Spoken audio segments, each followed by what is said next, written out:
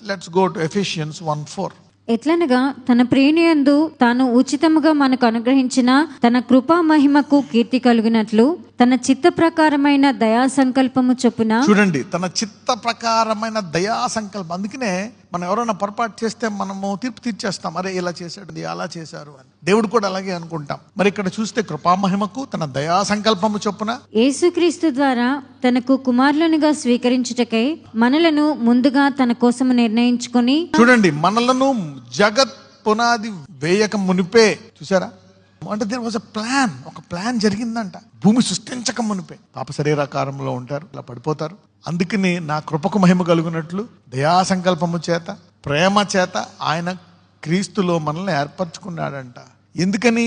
మనల్ని తన ఎదుట పరిశుద్ధులుగా నిర్దోషులుగా ఉండవలనని. What is the final goal? మరి నిర్దోషిగా ఉండాలమ్మా. నీతిమంతుడు చూసుకుంటే భూలోకంలో ఒక్కడు కూడా లేడు. ఇప్పుడు నువ్వు రేపు వెళ్ళిపోతున్నావు పరలోకానికంటే ఈరోజు నీతిమంతుడిగా ఉంటావా?